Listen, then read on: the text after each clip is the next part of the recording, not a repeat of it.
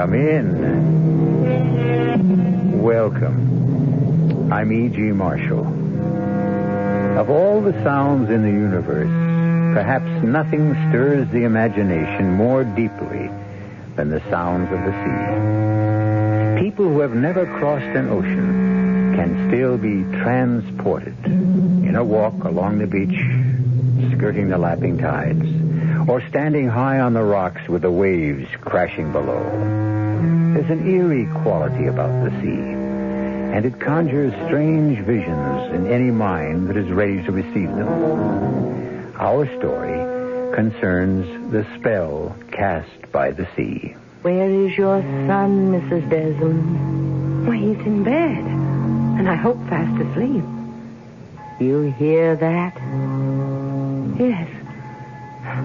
Foghorn is a lonely sound. It's a lonely sound for women like you and me. Stop trying to frighten me. There's still plenty of time. Time for what? To take your son away from here. Take him away and guard him with your life.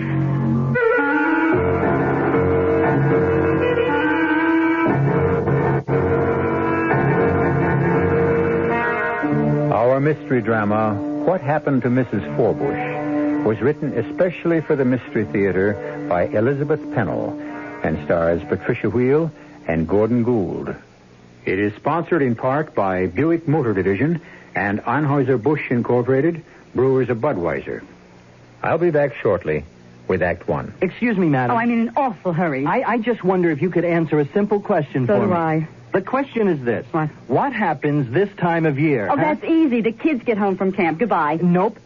What do you mean, nope? Nope. I mean, I should know when my kids get home from camp. Well, the answer I had in mind was a tad more general in scope. Well, I gave my answer. Let's hear yours. You know, I'm glad you asked. Are you? You see, what happens this time of year is that Buick dealers are giving particularly great deals on all their 74 Buicks. For a family woman such as yourself, I think a neat little Apollo would be just the ticket. It's small, economical, but surprisingly roomy.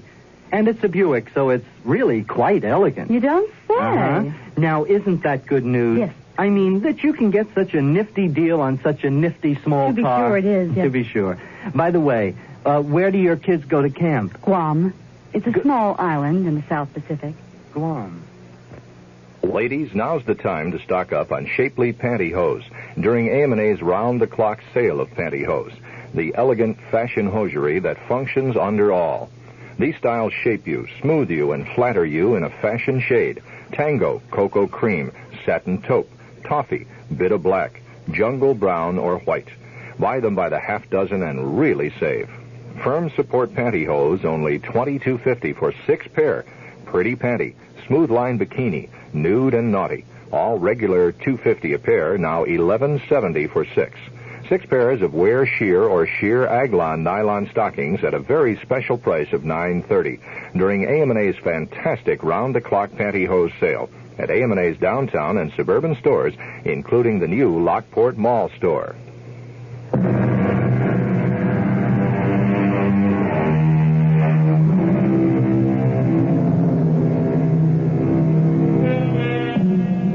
This story takes place at Captain's Cove on the shores of New England.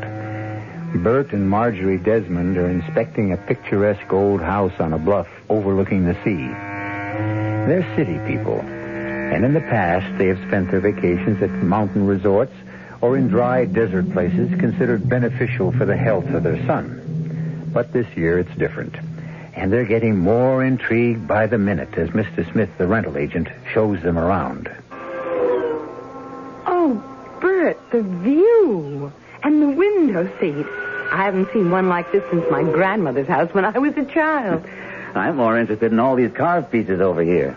What do you call this stuff? Scrimshaw. Oh, yes.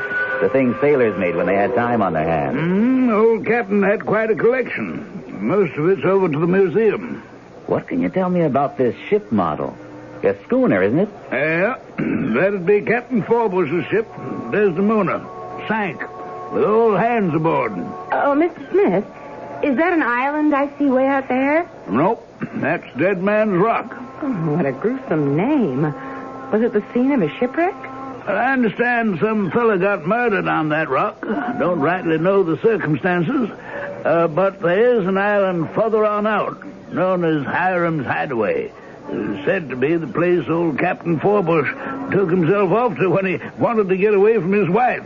Good fishing. I'll have to look into that. Bert, are you sure we really want to take this house? Let's see the rest of it. There's a fine old staircase. Beautiful railing. I don't think it's been dusted in years. This house has been closed up most of the time. That's why it's such a bargain. Is there anything wrong with it? Nope. Tight as a drum. And a real historic monument. Now, you take this room. Oh, it's wonderful. I've never slept in a four-poster bed. Oh, boy. It's a big one, too. And this door leads to a veranda. Oh, my. This porch goes all the way around the house. It always does in a captain's place of residence. A trademark, you might say. Well, sure. This is what you call a widow's walk. No doubt Miss Forbush did her share of pacing when the captain was away. Well, no pacing for me, thank you. My husband has a desk job. What do you think, Bert? About the house? Yes. In a strange way, I've fallen in love with it. But I'm wondering... Wonder no more. We're going right into that room I already call my study and sign a lease for the summer.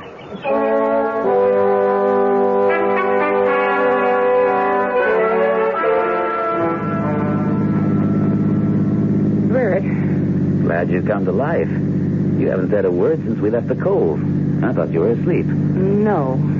I've been thinking and worrying. Worrying? About Robbie. Robbie? I can hardly wait to get his reaction when he sees where he's going to spend the summer. Bert, maybe we've made a mistake. Oh, you're kidding. No. That long, deserted beach and those rocks, it's a dangerous place for a boy. You'll have a ball. But it's not like any place we've ever stayed before. Have you forgotten how much of Robbie's life he's had to spend in bed? I haven't forgotten. But that's all over. The doctor said so. He said it was time Robbie started doing the things boys his age like to do. Not dangerous things. Bert, we're going to spend 3 months by the ocean. You bet we are. And the sea air will be good for all of us. Only, Bert, Robbie's never learned to swim.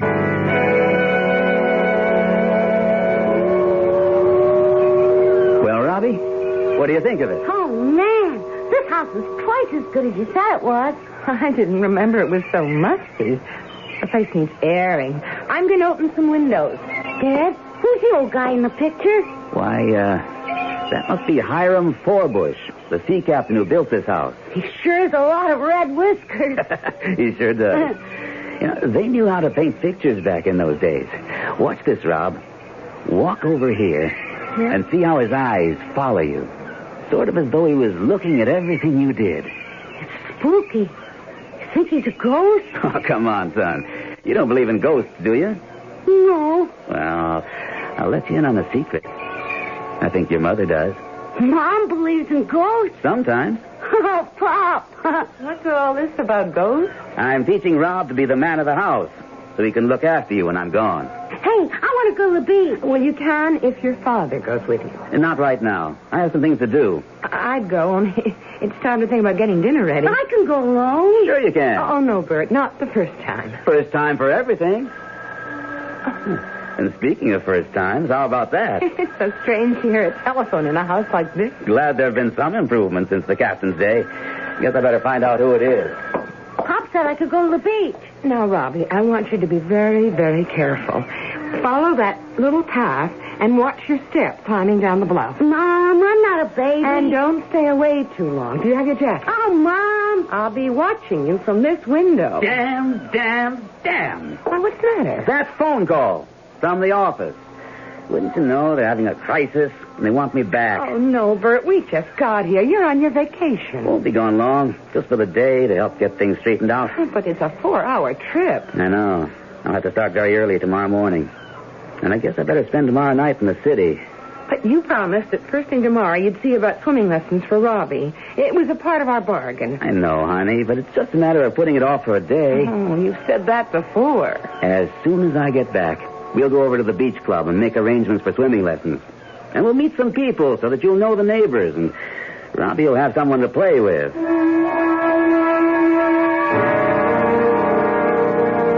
Robbie, dear, what were you doing on those big rocks today? Just throwing stones in the water. Mom, I can make them skip real good. I thought I'd asked you not to climb on those rocks unless someone was with you. I only climbed a little way. Well, no more climbing, young man, until your father gets back. But he's been gone for 3 whole days. Well, he's coming tomorrow. And we're going to let him know how well we've been getting along. Go to sleep now. I'm going out on the porch to watch the moon come up. Mommy, you promised to open the window very wide so I can hear the sound of the water? Yes, dear. The weather's changing. I can scarcely see the beam of the lighthouse. It's getting all misty. And don't be frightened if you hear the foghorn. I like that sound. Night. Good night, dear.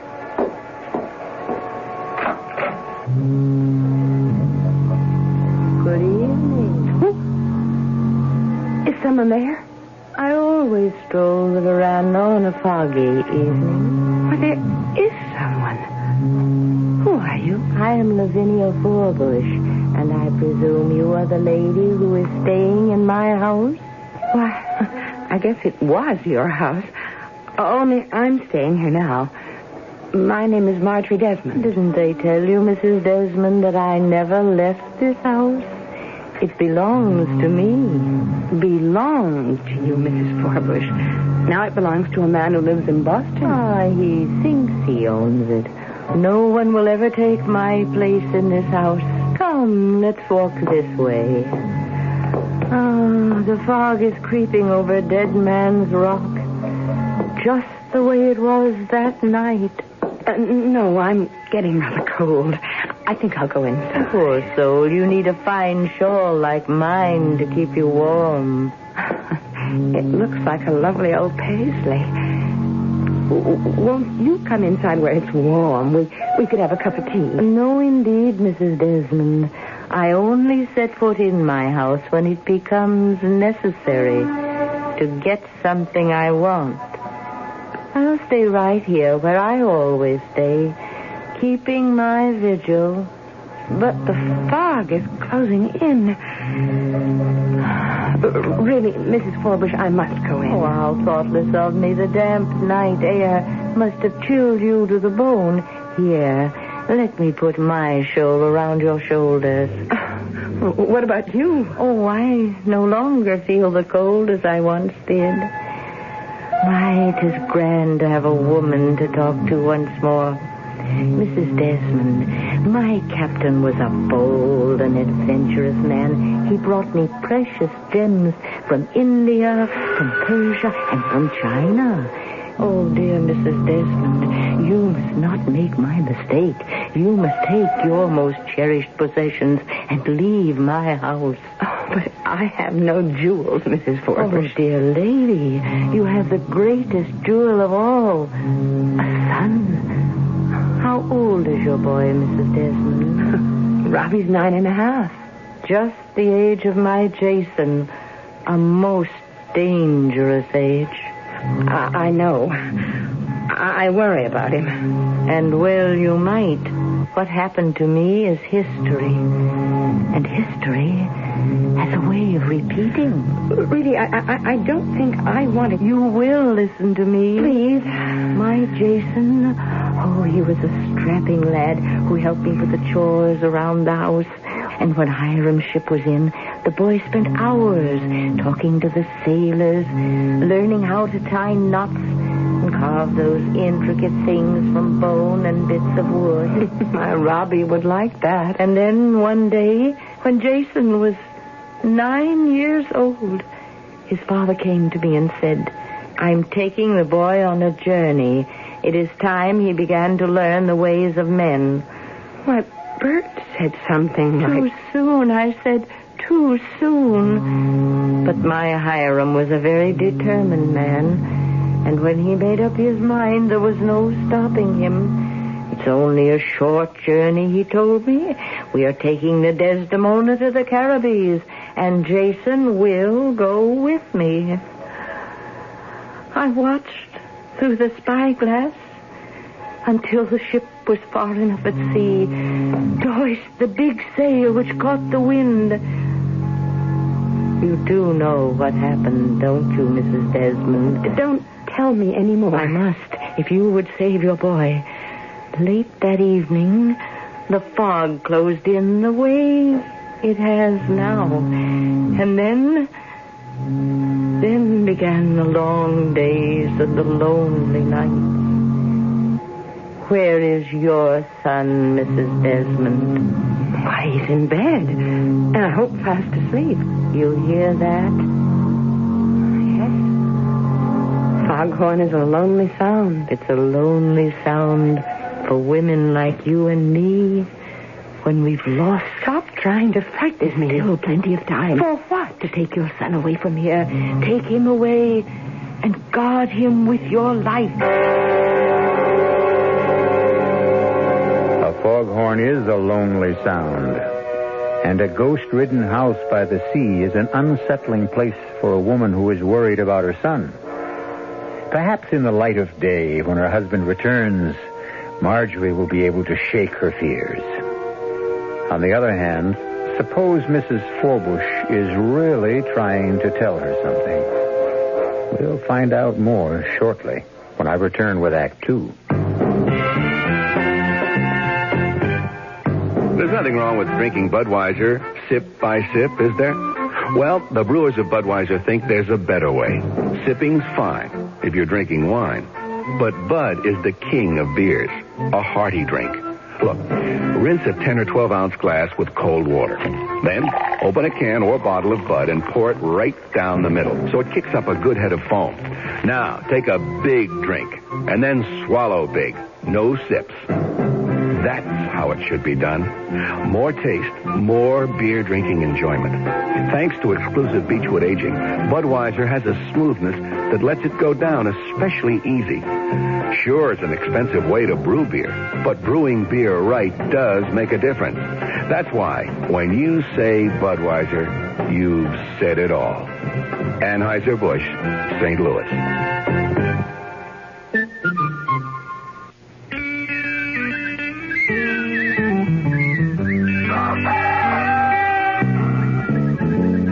This is the dawn of a great breakfast. Breakfast at McDonald's with Egg McMuffin. What's an Egg McMuffin? Well, McDonald's takes a fresh egg, grills it in creamery butter, and covers it with a slice of cheese. Then tops that off with a sizzling slice of Canadian bacon and serves it all up on a toasted buttered English muffin. Egg McMuffin. Have it by itself or with orange juice and coffee.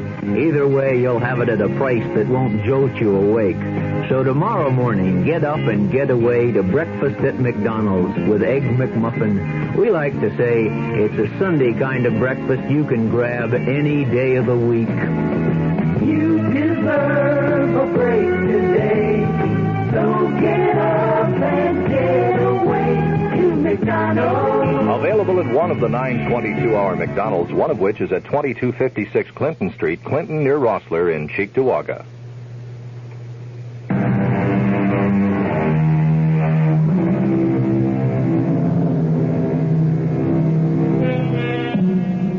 If you're afraid of what the future has in store, perhaps you look to the past for guidance. But Marjorie Desmond has had a strange encounter with the past, which only bolsters the fears she already has for her son. Is it possible that a ghostly presence from a former time can prevent or promote an impending disaster?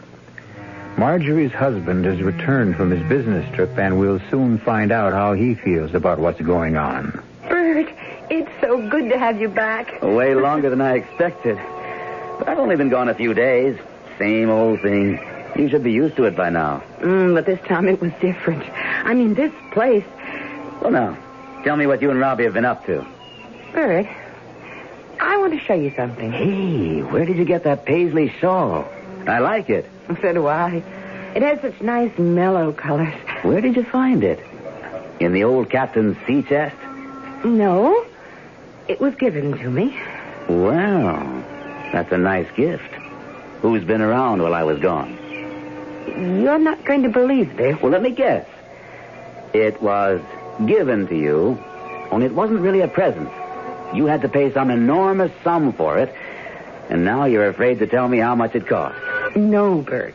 And I know you won't believe me. I won't believe you if you say Captain Forbush came to the door and said, "My dear Mrs. Desmond, please let me in. I've returned from a long and tiresome journey, and it would please me very much if you would cook up some bacon and eggs." No, Bert. It wasn't Captain Forbush. I'm happy to hear that. It was Mrs. Forbush. What? You're going to laugh. I know you won't understand, and I didn't either, only it happened. For heaven's sake, Marge, what happened? It was a foggy night. You sure? Spooks always come out on foggy nights. Now tell me, where did you really get that shawl? I got it from Mrs. Forbush. Let's not play games. I'm tired. She was there. She was where? On the widow's Oh, hall. cut it out. I talked to her, and she told me what happened to her husband. Sure. Mrs. Smith told us that. The captain was lost at sea. But Jason... Who in heck is Jason? Their son. Marge, would you please talk sense? Now, where did you get that shawl? I told you from Mrs. Forbush last night when we had a long talk. Now, I've heard everything. Okay, it's a joke. And I do think it's pretty funny. We're living in a haunted house, so let's enjoy it. If you don't want to tell me where you found that thing, okay. I'll play your game. At least until tomorrow. Don't you want to hear what she had to say? I don't want to hear any more of this crazy story. Come to bed. And tomorrow we'll have a great big laugh over this whole thing. And maybe you'll remember where you really found that shawl.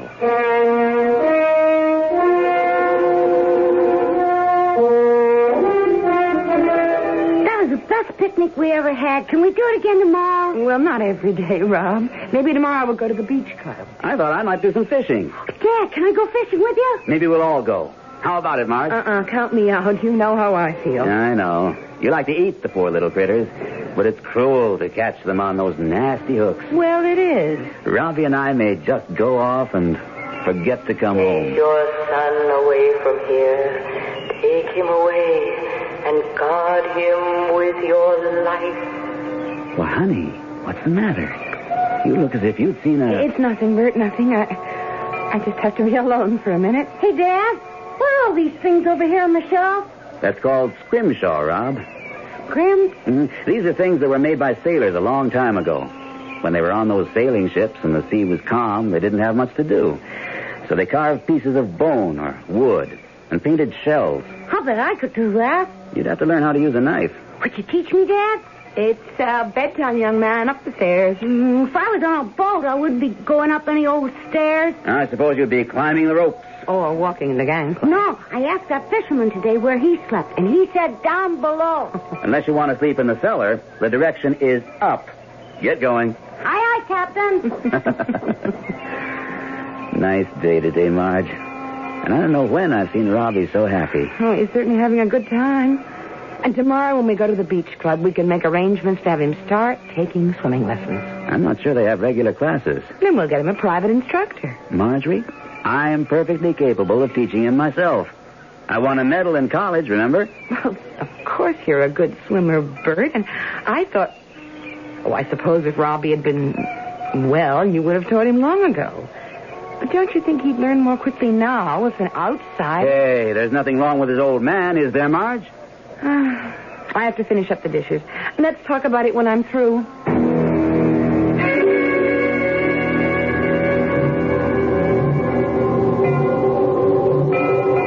Robbie? Don't be frightened. I want to talk to you. No, I'm the lady who lives here. My name is Mrs. Forbush. Say, do you know the man with the red whiskers? He is my husband. Maybe you could tell me about that boat on the shelf downstairs and all those other things. That ship is one of the proudest vessels to sail seven seas, and Captain Forbush himself made that model. Do you think it would sink if I tried to sail it? Oh, you must never, never try. Oh, my dad won't let me even touch that boat with the sails. But I can play with the other things. You know, the bones from the shelf. I know. And I brought you one that was a favorite of my son. He was just about your age. Now, do you have a candle I can light? There is one over there in the bureau, but I could just turn on this light. No need to waste electricity. I never had it in this house. That doesn't look like a match to me. A tinder box. Best thing in the world for striking a light. There. Now, Robbie, what do you think of this? Wow. What a big shell. This is for you, Robbie. To keep for Jason while he is away. Where's he gone? I'm hoping you will help me find him. Oh, I'll be glad to help you. Because if he was here, we could climb the rocks together and explore that pirate's cave. We'll look for him, Robbie. We'll look for him together. So now, if you will come with me. I couldn't go anywhere without asking permission. But this is my house, and I am giving you permission. But I still couldn't go without asking. Quickly, boy. Come on. Put on your clothes. Mom! Dad! What is it, Rob? Why, Robbie, what are you doing with a candle burning? You know how dangerous. I didn't light it, Mom. You tell them, Mrs. Where is she? Where's who? That lady, Mrs. Forbush. She was standing right there. Oh, good Lord, not in here. Rob, there's no one else in this room. You've been having a dream. No, Dad. Honest, she was here. Look what she gave me. Not you, too. Hey, that's a very interesting shell. So where did you find it? Dad, I didn't find it. Mrs. Forbush said it belonged to her son, and I could borrow it until he comes back. That's a likely story. You can make up a better one than that. But that's exactly what she said. I'm going to help her find him. And when he's here, we can play together down on the beach. No, Robbie, dear, that's not possible. You're both being impossible. But the trouble is, we have to find Jason. Oh, stop it, Robbie. I won't hear any more about this Jason. Rob, you've had a dream. It seems very real. But now it's over.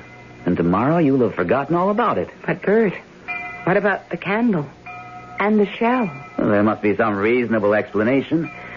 But let's not think about it now. I'm blowing the candle out, and Robbie's going to sleep. Good night, son.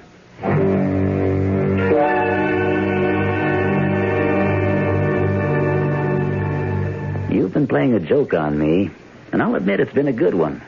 You were very clever to get Robbie to go along with you. And I must say, he played his part well. But I can think of better games for a boy his age. This was no game, Bert. You didn't coach him to put on that act? Of course I didn't. Well, if it was a nightmare and he dreamed all those things about Mrs. Forbush and her mythical son, it was only because you filled his imagination full of stories. I have never mentioned either Mrs. Forbush or Jason to Robbie. Then there's a book about them somewhere around the house. Well, if there is, I haven't seen it. You must have had one of those imaginary conversations out loud, the way you do sometimes. And Robbie overheard you when you thought he was asleep. Oh, Bert, I don't do that anymore, and I don't see how he could possibly have been listening the night I talked to Mrs. Forbush. Marge, there is no Mrs. Forbush. How would you know? You weren't here. Honey, we're taking this whole thing too seriously. Mrs. Forbush lived nearly 200 years ago, so she can't be hanging around here now. I suppose you're right. That's my girl. Give us a smile. Well, I'm trying. Now, repeat after me. No more conversations with Mrs. Forbush. No more conversations with Lavinia Forbush. Where'd you get that kooky first name? Well, she told me. Okay. No more conversations with Lavinia Forbush. And what will we tell Robbie?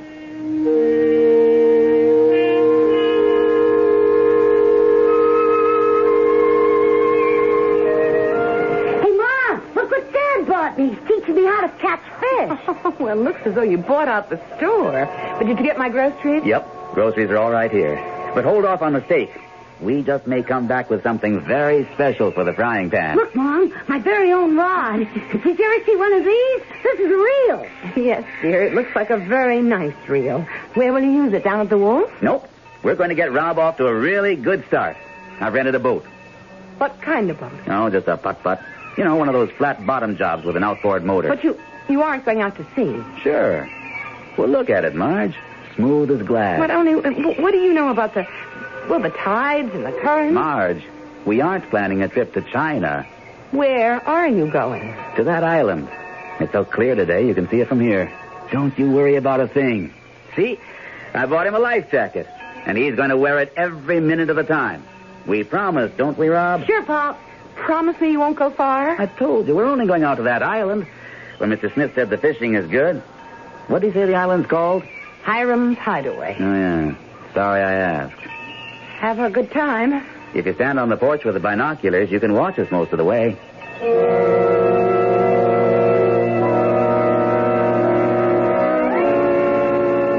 Well, Mrs. Desmond, I'm sorry you did not hear my warning. Oh, no, please don't come back. I've not been away. But I don't want to talk to you. It was bad enough that you upset me, but you had no right to bother my son. It was you who interfered, Mrs. Desmond. You and your husband.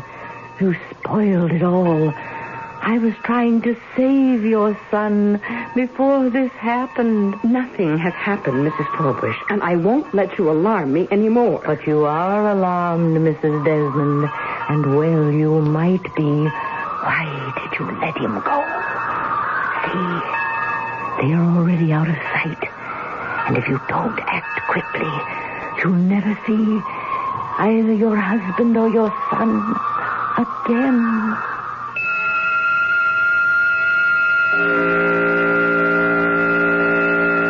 This time it seems more likely that the predictions of the ghostly Mrs. Forbush may come true. Marjorie is a worrier, but after all, Bert is not a seasoned sailor.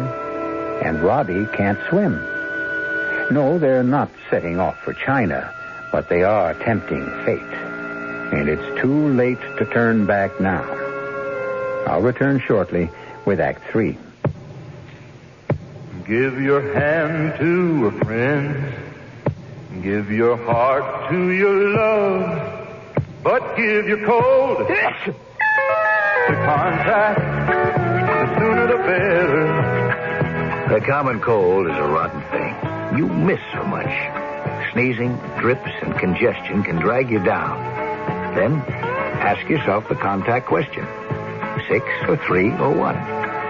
You'd need 6 cold tablets, 2 every 4 hours, or 3 ounces of Cold's liquid, 1 every 4 hours, or just 1 contact for up to 12 hours continuous relief of those symptoms. That's daytime, then nighttime relief. Both the others have things for aches and fever, and the liquid, something for coughs. Not found in Contact 600 Tiny Time Pills.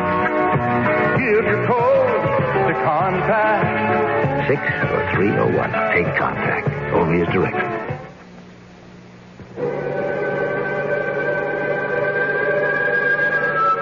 Tell me, Madame Xanadu, can you really tell me anything about my future? If you concentrate and gaze with me into the crystal ball. Ah, yes, it is beginning to clear. I can almost see. Oh, tell me what you see, Madame Xanadu. I see that you are coming into some money. I am? Yes, and you will continue to receive even more. Oh, how much money will I get, Madame Xanadu? You will receive $4.20. $4.20? Yes, every payday, because you will lower the amount of federal income tax you now have withheld from your pay. Oh, for heaven's sake. What else do you see in that ball? I see you filling out a new W-4 form so that you can begin receiving your windfall. This message presented on behalf of the Internal Revenue Service.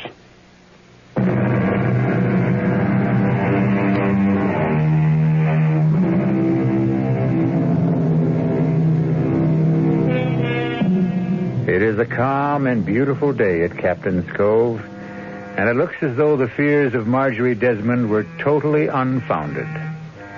Father and son have explored the island. A whole new world has opened up for a boy who has been housebound much of his life.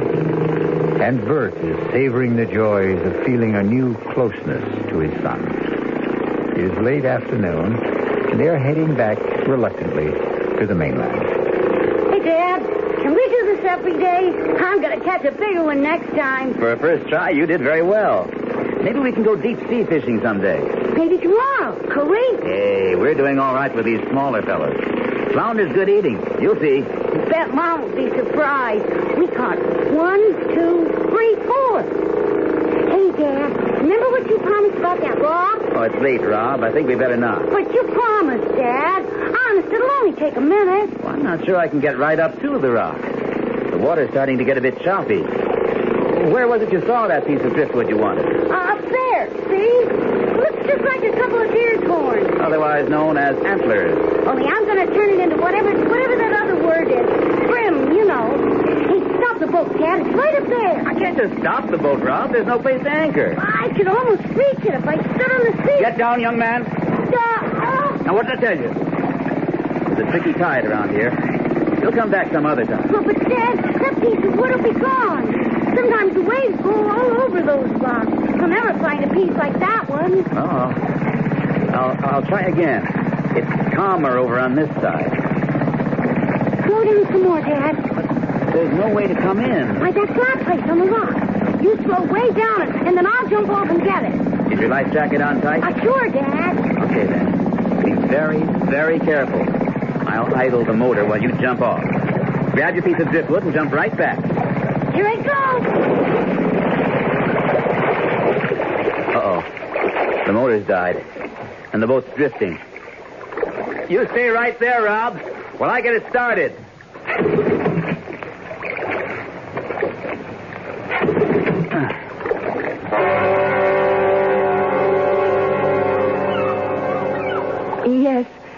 Yes. I want to speak to someone at the boathouse down by the pier. The place where you rent boats to go fishing? Hello? Hello, this is Mrs. Desmond. My husband and son, are they there? No, they rented a boat from you this morning to go to the island. Well, I expected them back long before this, and I was afraid something might have happened.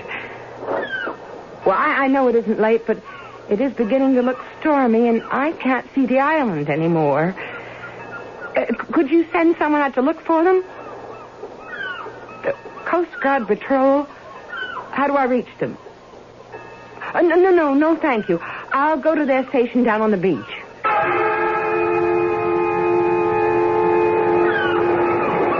No use going to the Coast Guard station, Mrs. Desmond.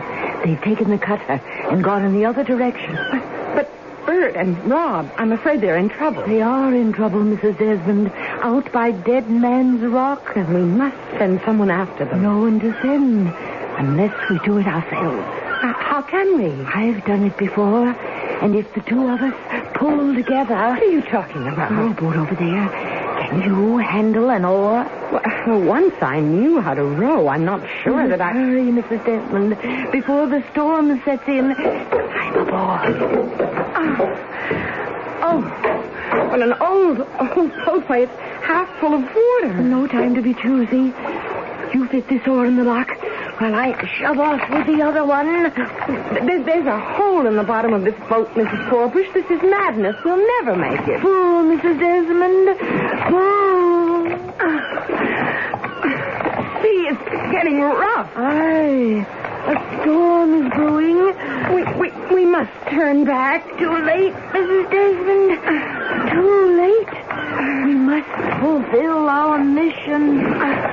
That rock seems further and further away. Oh, Mrs. Desmond.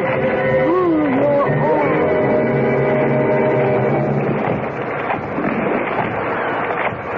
It's no use, Mrs. Forbush. We're going to stay away from that warning bell. The boat is sinking, Mrs. Forbush.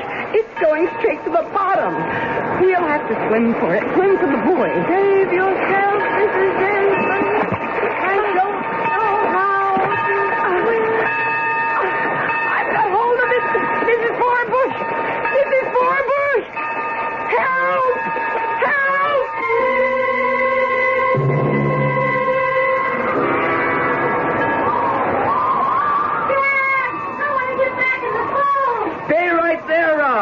I can get closer. I can't seem to get this darn motor started. Hello? Who are you? Hiram Forbush, at your service. Captain Forbush? Yeah. Are you in difficulty? I can't seem to get this stupid motor started. Give me wind and sails any time. But they're not going to help me now. My son and I... That's your boy over yonder? Yes. I should never have let him off on the rock. Dead Man's Rock's a dangerous place to be. But one of my men will get him. I'll be very grateful for anything you can do. We have to get home. Couldn't you put us ashore in a rowboat? Can't spare the men to take down a longboat. And my only rowboat was most rotted away. So I left it back on the beach. Oh, there must be some way. I'll pay you very well. All the money I want is out where we're going. And we can't stay around here any longer. So climb aboard and... No, I'll take my boy back in this boat, and someone else will come along, or they'll send the Coast Guard to look for us. You won't last long in that thing. There's a storm coming up. Then please, send up some kind of a signal, a flare, a rocket, Shoot off a cannon and rouse the whole town. No need for that. We're not in any trouble. But we are. My son and I... You know how it is. I believe you have a son. I always wanted a son. Fine boy, this one. Just the right age for a first trip before the mast. Well, I'm giving you your last chance. Cousin Forbush, let's be sensible. I have obligations to meet. Sounds to me as though you have a guilty conscience. Lively with the sheets, men. She's coming about. Up with the sails and dead ahead.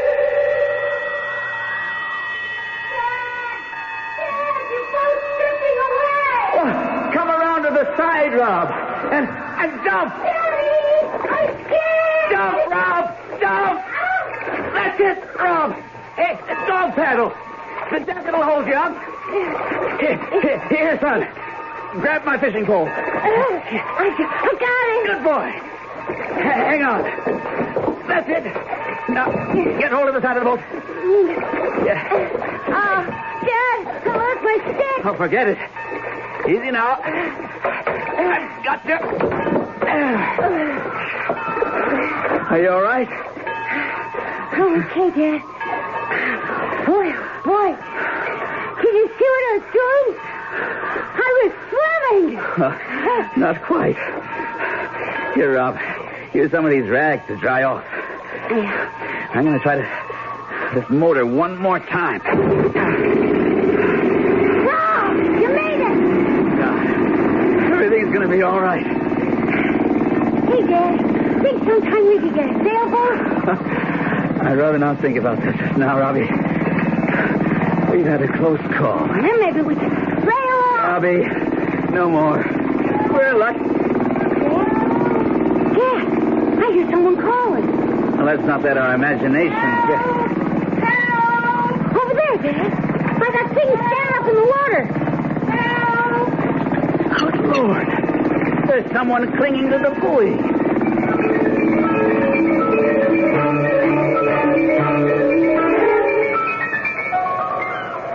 Marge, are you warm enough? Never felt better. Now, Marge, if you feel up to it, will you please tell us what in the name of heaven you were trying to do? I started out in a rowboat. That rickety old rowboat that was down on the beach? Oh, yes. Did you know it was there? I hadn't seen it before. That boat must have been 100 years old. Why did you... I can't explain what was going on in my mind. Or at least you wouldn't understand. You see, I had this awful premonition that something terrible was going to happen to both of you and that I must row out as far as that rock to save you. Well, the boat sank and mercifully there was that buoy and then you came along. Please don't ask me any more questions because now that you're both safe, all those crazy notions I had are gone forever. But something did happen, didn't it, Bert? Something happened, all right. We were starting back when the motor conked out. And you won't believe this, Marge, but suddenly everything was deathly still. And out of nowhere came this big old ship, like the one in the model over there. That's right, isn't it, Rob? Oh, Dad. And over the rail leaned that face with the cold blue eyes and the bristling red beard. None other than Captain Hiram Forbush. Oh, you're being mean, Bert, but I guess I deserve this. Go on. You don't believe me, do you, Marge? But I tell you, there he was, big as life. I begged him to take us back to shore, but he said he was heading for the Caribbees. He had Robbie up on the deck while I was trying to start the motor. And then that sailing ship started to take off. And I looked up, and that's when I yelled to Bobby to jump. Hey, Dad, that's the best story I ever heard. Now can I tell Mom what really happened? What really happened? You see, Mom, it was like this. I saw this piece of wood like antlers on that big rock. And I wanted to make something out of it. You know, some of that scrim stuff. And I begged Dad to let me get it. So he slowed down the boat and I jumped off. Oh, that was dangerous, Rob. Well, it would have been all right, except the motor conked out and the boat was drifting away. So I had to jump in the water, or I'd still be on that rock. And, oh, Mom, I was scared. But I almost swam. A swimming lesson for you tomorrow, Robbie. I promise. Mom, will you tell me something, please? Yes, dear. What happened to Mrs. Forbush? Robbie, why do you ask a question like that? I've been worried about her. She drowned, didn't she? Yes, Robbie. She drowned. But that was a long, long time ago.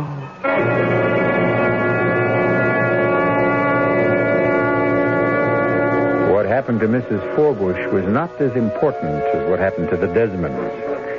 A possessive mother learned she must loosen the bonds with which she held her only child, or live in an ever-present nightmare of fear. And a self-centered father discovered that if he neglected his wife and son, he ran the risk of losing them. Such lessons are learned and sometimes forgotten in strange and frightening ways. I'll be back shortly. Who knows how to help you solve your shopping problem? Your Better Business Bureau knows. Sam Spud, private investigator. Oh, Sam, I'm so glad you called. You sound rattled, Angel. I'm frantic, Sam. I went to buy the carpet for the office, and I got so confused. There are too many kinds. I didn't know what to ask or what to buy. I'll help you, young lady. Mercy, who are you? I'm the man from the Better Business Bureau. Now, when you're choosing carpet, make sure you pick a long-wearing one that'll go with your walls, draperies, and upholstery. Beware of so-called fantastic bargains. And don't buy a carpet that isn't labeled as to fiber content. Oh, Sam, now I know what to look for and ask before I buy a carpet. You floor me, Angel. Just another helpful tip from your Better Business Bureau.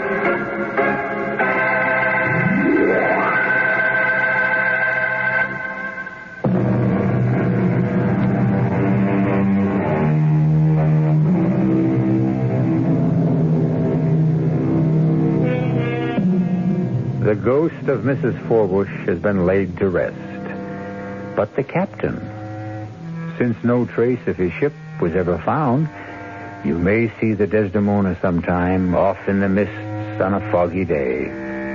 The sights and sounds of the restless ocean stir something deep within the soul. There are countless tales to be told of the sea. We'll look for some, to bring them along with other probings into those things which touch the dark and mysterious recesses of the human mind. Our cast included Patricia Wheel, Gordon Gould, Billy Lou Watt, Mary Jane Higby, and Guy Sorrell. The entire production was under the direction of Hyman Brown. Now, a preview of our next tale. There's a test, Benny. A test that can determine whether or not there was ever blood in that knife of yours. Ever. Understand? Yeah. So what? Well, I intend to make that test in court tomorrow. If it's negative, The jury will know that you didn't kill Kenneth Archer. Oh, I don't understand that kind of stuff. I'm not asking you to understand. If you stab that man, a jug full of chemical is going to turn pink, and you can kiss your freedom goodbye. But there's something else. If you ever cut anybody with that knife, even yourself, that chemical will turn pink. So I want you to tell me now, was there ever blood on that knife? No, it was brand new. I never cut nothing with it. I'm telling you the truth. All right, Benny. We'll see how true it is. We'll give that knife a bath tomorrow. And God help us both if you lied to me. Radio Mystery Theater was sponsored in part by Contact, the 12-hour cold capsule. This is E.G. Marshall inviting you to return to our Mystery Theater for another adventure in the macabre. Until next time, pleasant dreams.